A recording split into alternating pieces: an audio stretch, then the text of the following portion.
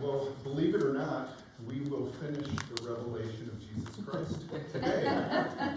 We've been in this book for quite some time, and we're going to finish it, obviously, in honor of Steve and Christine. This was a book that, admittedly, was scary for Steve. Mm-hmm. And hopefully, during the course of our time in this study, any fears that you may have had about this particular book have been laid to rest. It really should have never been used as a book to incite fear and panic and terror and dread, because it is a book that is filled with hope and the promise of blessing, which is recorded right in the first 3 verses of the book, promises us blessings for reading and hearing the words that are contained herein. And so today we're going to kind of do a 30,000-foot view of the last 2 chapters of the book. I'm just going to read the first 8 verses or so of chapter 21, and then we'll kind of touch on some of the other high points as we round third base and head for home this morning in the Revelation. And then we'll jump back into the lectionary readings, I guess, for the following week, unless there's something else that you all want to explore and study more in depth. Then I saw a new heaven and a new earth, for the first heaven and the first earth had passed away, and the sea was no more. And I saw the holy city, the new Jerusalem, coming down out of heaven from God, prepared as a bride adorned for her husband. And I heard a loud voice from the throne saying, "See, the home of God is among mortals. He will dwell with them, and they will be his peoples. And God himself will be with them. He will wipe every tear from their eyes. Death will be no more. Mourning and crying and pain will be no more, for the first things have passed away." And the one who was seated on the throne said, "See, I am making all things new." Also he said, "Write this, for these words are trustworthy and true." Then he said to me, "It is done. I am the Alpha and the Omega, the beginning and the end. To the thirsty I will give water as a gift from the spring of water of life. Those who conquer will inherit these things, and I will be their God, and they will be my children. But as for the cowardly, the faithless, the polluted, the murderers, the fornicators, the sorcerers, the idolaters, and all liars, their place will be in the lake that burns with fire and sulfur, or brimstone, which is the second death." I don't know why, but when I read this story, I'm reminded of the Wizard of Oz. Dorothy had gotten to this point where she was clicking her ruby red slippers together and saying, "There's no place like home," and she just wanted to go back to Kansas. She'd been living in Oz and running from the Wicked Witch, and all she wanted to do is just be with her family. She longed to be home and be with her family, and finally, she gets her wish. She gets her wish, and she's able to return back, floats back to Kansas with Toto. I loved that movie until I figured out what it was about. And I'm not going to spoil it for you.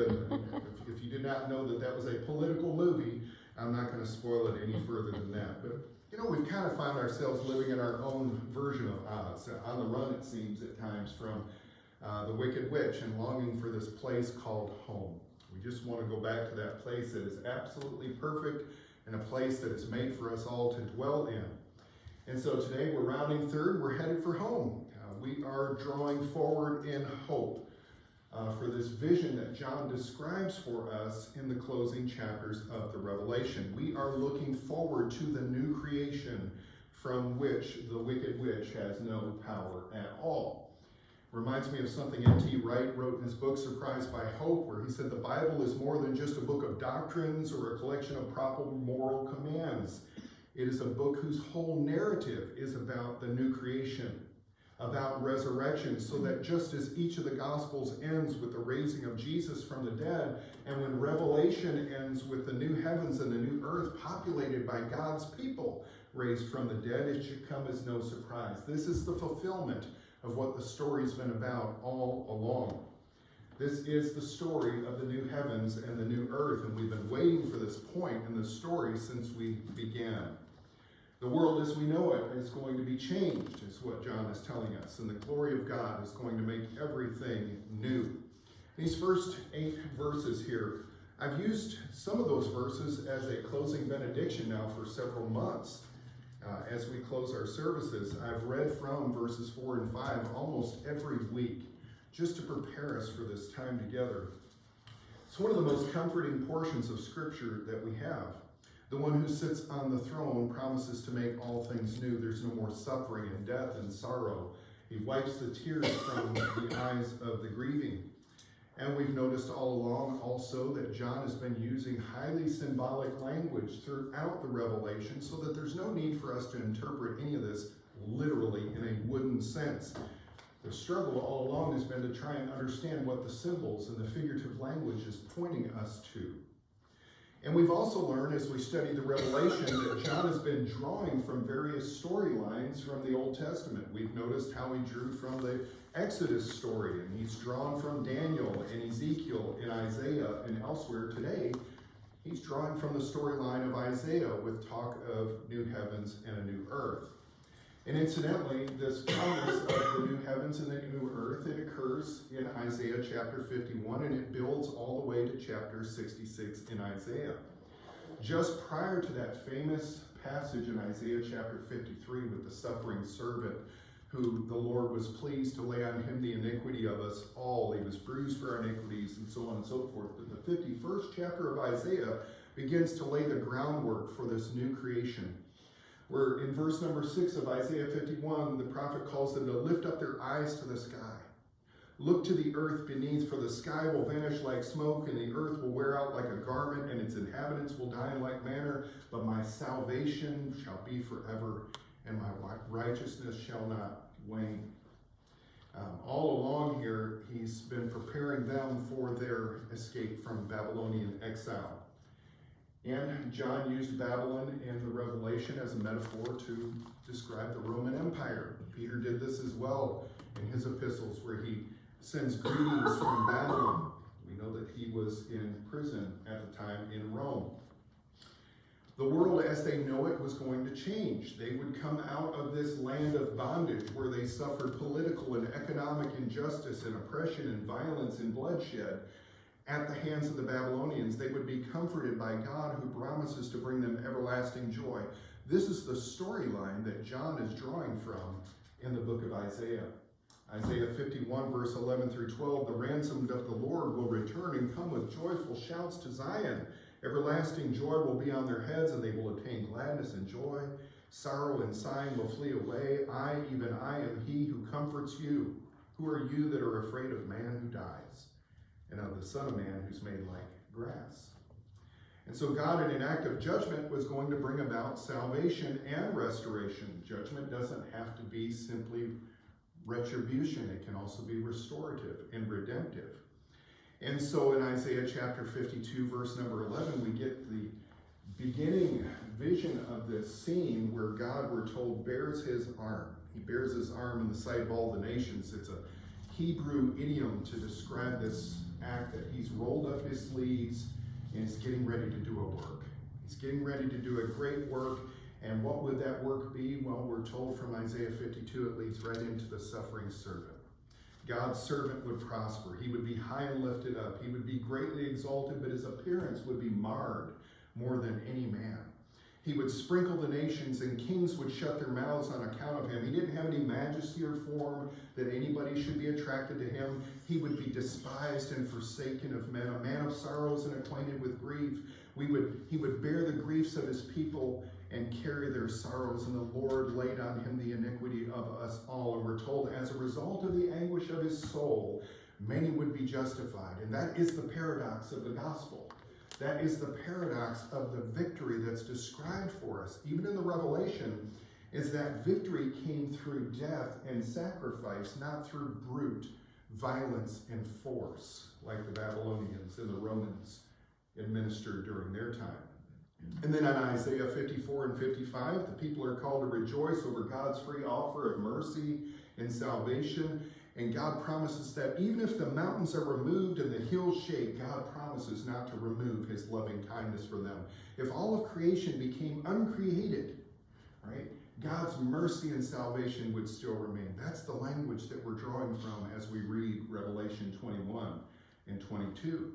And so by the time you reach the end of Isaiah, chapter 65 and 66, you have this promise, Isaiah 65:17, for behold, I create new heavens and a new earth, and the former things shall not be remembered or come to mind. Isaiah 66:22, for just as the new heavens and the new earth, which I will make, will endure before me, declares the Lord, so your offspring and your name will endure. John has been drawing from the storyline of Isaiah all along here to show God's intention to create a new reality for people that had suffered. And he's promised to make his dwelling among them, that they might enjoy the depths of his love that's found in the most intimate of relationships, such as between a husband and a wife, or that of a father and a son.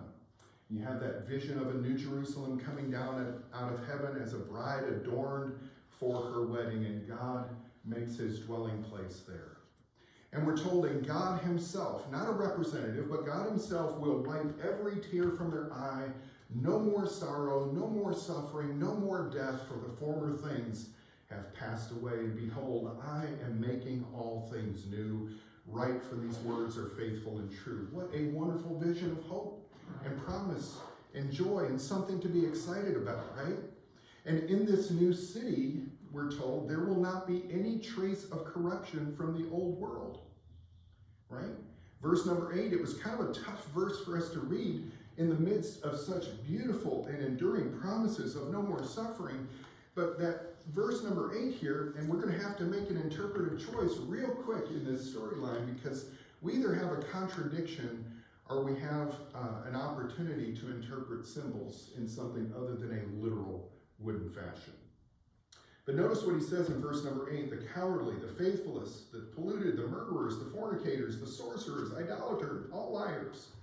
Their place will be in a lake that burns with fire and brimstone, which is the second death. So there's not going to be any trace of corruption in this new city either. Those who were afraid to avow their faithfulness to the God of heaven, we've learned about from chapter 12 all the way up to this point, they're not permitted in the city. They're not permitted in the city. John was told that their part was going to be in the lake of fire. This is John's way of reiterating that in the New Jerusalem, there is no trace of the corrupting influences of human sin. Okay. Now, let's deal with this language for just a minute. Okay, I'm going to offer you my interpretation of it, understanding that I could be wrong. I don't think I am, but I could be. When the scripture talks about a lake of fire that burns with brimstone, John is still using very symbolic language. It's highly symbolic language, and symbols point us to a reality without being the reality that they're pointing us to. Okay? Brimstone, many of you have that in your translation of the Bible. That is divine incense, and it was believed to have the power to purify and ward off disease. In fact, according to the Theological Dictionary of the Old New Testament, the Greek word for brimstone is theon, and it's an adjective for theos, which is the very same word we use for God. It is used as a reference for everything that bears the stamp of God. And so when you read about brimstone here, you're talking about God purifying and warding off corruption and disease and anything that could contaminate the city. There's no reason to all of a sudden interpret these symbols in a wooden literal sense, but to see the language for what it is. And we ask ourselves, what does the symbol of a lake of fire that burns with this purifying incense point us to? And then the other thing that we have to do is interpret the language as highly symbolic rather than a literal way, as we see that it is a lake of fire. John says in chapter 21 of verse number 8 that those people have their part in the lake of fire, but by the time you get to Revelation 22 verse 14 and 15, we're told that they're just outside the gates. There's no mention of anyone actually burning anywhere at all. They're just outside the gates. Let me read it for you in chapter 22, verse number 14 and 15. So this is where we have an interpretive choice to make. This is where it gets a little dicey. Okay? This will get a pastor fired. Blessed are those who wash their robes, so that they will have right to the tree of life and may enter the city by the gates. Outside are the dogs and sorcerers and fornicators and murderers and idolaters and everyone who loves and practices falsehood. Now wait a minute, in chapter 21 he said their part was in the lake of fire that burns with brimstone, and yet these very same people are found just simply to be outside of the gates of a city that remain wide open. You see the difficulty we have. We have to make an interpretive choice here. So, I don't believe we should look at this as a literal lake of fire that people will literally roast in for all of eternity, so much as we see that this is a symbol of God purifying and warding off and excluding from the city any of the corrupting influences of the old world. They're just excluded from the city, excluded from that tree of life. Nothing of the corrupting influences of human sin are going to be allowed to flourish in the city, because they're not going to be permitted to feast on the tree of life. They're not going to be permitted to feast on something that could sustain their existence in a perpetual state of bondage and shame and failure and remorse. It's also an act of mercy. This is how the second death even comes close to making sense, right? Because John said in Revelation 21:8 that this is the second death. The only way that would make sense is if they actually do just die. Cease to exist. They are no more. They don't have the means to go on sustaining their existence in a perpetual state of shame and remorse and guilt and corruption. Outside of the dogs and the sorcerers and all the immoral persons, we're told. This isn't an act of wrath so much as an act of judgment and mercy. In mercy, God banishes them from having access that would cause them to go on living in this perpetual state of brokenness and misery. And that's what they've wanted all along, because there's been plenty of space and opportunity for people to come to their senses, and they don't. This is part of what makes this also a final act of judgment. God has given people exactly what they want in the end. You say, well, how come he couldn't just create a world where none of this was a possibility? Well, because we're not robots. That's right. We're not automatons, right? A choice has to be made, or we're something other than human beings. There had to be real choices made all the way back in the beginning. You can eat from everything here except for this one. When you eat from this one, these are the consequences. There had to be a real choice. And all along, these folks have had real choices that they could have made. They're not robots. They're not automatons. God, in his sovereignty, has ordained human freedom and the capacity for us to make choices and go on making choices and then live with the consequences of those choices. And so they're simply excluded. That's my take. That's my view. That's how I think the language makes the most sense here. I don't think we have a contradiction. I think we have a difficult passage that requires a careful interpretation. Okay. And so he uses again, describing what this New Jerusalem is like. Not only will no corrupting influences be permitted in the city, but notice something else he does here. He describes what this New Jerusalem is going to look like. Chapter 21, verses 9 through 27. Verses 9 through verse number 27. He describes this city. It's like 1,500 miles in each direction. Incidentally, that was approximately the same size as the Roman Empire. And that is perhaps John's point here in the story, is to say that the kingdom of God has eclipsed the empire and totally removed the counterfeit. John's point in talking about the city in this regard might be to suggest that this previously known area, known for wickedness and violence and bloodshed and oppression and corruption, is going to be completely transformed by the glory of God. The curse is reversed. The world as they knew it was going to be radically changed from corruption to the Holy of Holies. God has uprooted all traces of corruption and wickedness, and he's promised to dwell with them there and be the light and be the glory of God. And there is this tree of life that's there. A complete overhaul of creation has taken place. This is a vision of hope. This is a vision of hope. Nothing resembling the pain of the old world is going to be permitted there. That ought to be exciting. There's no reason at all that this book should have ever been used to incite panic and fear and dread and terror. It's been a vision of hope all along. There's no curse in the end. Neither will anyone who insisted on dying under the curse have anything that could perpetuate that existence. God is truly making all things new. It's a wonderful vision of hope for the future, and it speaks of the one true God who is active and involved in creation, the God who's making everything new. He establishes his righteousness, he dwells with us, he fills the earth with his glory, and he removes the curse, along with the possibility that that curse could even be remotely sustained. That's the divine incense. That's the brimstone of his love and justice that burns to purify this new city, and it's something all of us can look forward to.